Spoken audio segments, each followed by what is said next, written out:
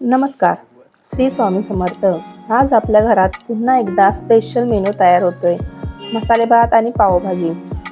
तर आता सुरुवात करूया मसाले भाताची. आधीच कुकरमध्ये तेल घालून त्यात थोडं मोहरी, जिरे, हिरवी मिरची असे थोडेफार मसाले घालून घेतले होते आणि त्याच्यामध्ये कांदा असा खरपूस परतायचा. मग त्यामध्ये कांद्याचा थोडासा रंग चेंज होईपर्यंत मी त्याला चांगला परतून घेत होते. मग त्याच्यामध्ये आपल्याला वाटाणा, बटाटा, फ्लावर, कांदा, टोमॅटो असे सगळे जे आपल्याकडे ज्या भाज्या अवेलेबल असतात त्या सगळ्या त्याच्यामध्ये घालून परतायच्या. तर इथे मी पावभाजी आधीच बनवून ठेवली होती. तुम्ही बघू शकताय त्याचा कलर किती सुंदर आलेला आहे. एकदम मस्त अशी भाजी झालेली होती. त्याच्यामध्ये मी बटाटे, टोमॅटो, वाटाणा, बीट, कॉलीफ्लावर आणि त्याच्यामध्ये असे आपले गरम मसाले, हळद, दाल तिखट, गरम मसाला, पावभाजी मसाला एव्हरेस्टचा मी वापरते तो घातलेला होता.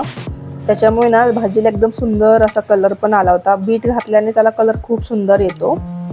तर त्याच्यामध्ये ग्राइंड करून बीट घातला तरी चालतो. मग त्याच्यामध्ये एकदम मस्त असं ब्लेंड करून घातलं होतं मी सगळं. आता फक्त ते गरम गरम पाववर रोस्ट करायचे राहिले होते. तर इथं मसाले भातमध्ये मी सगळे आपले मसाले, हळद, लाल तिखट, गरम मसाला, थोडे असे खडे मसाले आणि एव्हरेस्टचा बिर्याणी मसाला घालून तो नीट परतून घेतला होता. तर बघू शकताय तुम्ही. आणि नंतर जे तांदूळ थोडा वेळ मी भिजत घातले होते ते पण त्यात मी असे मस्तपैकी मिक्स करून असे परतून घेतले होते. ते बघू शकताय. आधीमध्ये मी पावभाजीसाठी थोडंसं मध्ये स्टर करत होते जेणेकरून खाली लागू नये अशी. बघा मस्त अशा त्याच्यातून गरम गरम वाफ येते. अजून थोडी ती घट्ट होत होती म्हणून गॅस चालूच होता.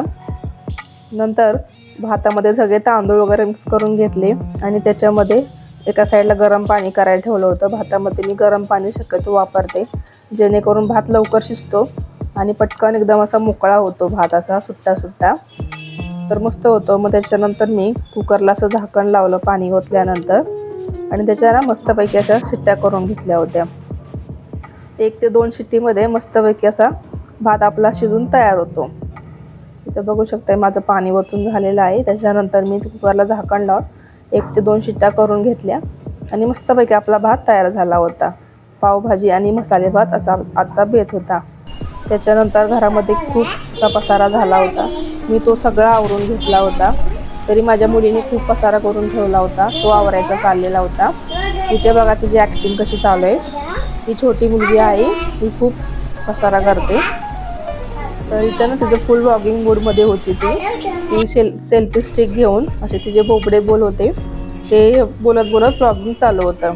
तिने पण खूप पसारा करून ठेवला होता. खेळणी असं भिंतीवरती खडूने रंगवून ठेवलं होतं. परंतु तिची ॲक्टिंग काही चालूच होती आणि ते पाहून खूप हसत होतो. तर इथं आता दोन्ही पदार्थ बनवून झाले होते.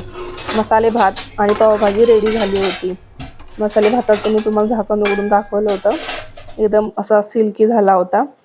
माझ्या मिस्टरांना घरी यायला टाईम होता, पण माझी पावभाजी बघून तिचा वास बघून माझ्या दोन्ही मुलींना खूप भूक लागली होती. त्यामुळे मी त्या दोघींना आधी जेवायला दिलं. मुलांनी कसं पोटभर जेवण केलं की आपल्या मनाला पण खूप भारी वाटतं, हो की नाही. तर आजचा आमचा असा छोटासा किचनचा ब्लॉग इथेच संपतो. तर तुम्हाला आवडला असेल तर नक्की कमेंट करा आणि पावभाजी कशी झाली ही पण कमेंटमध्ये नक्की सांगा. तर भेटूया पुढच्या ब्लॉगमध्ये. बाय.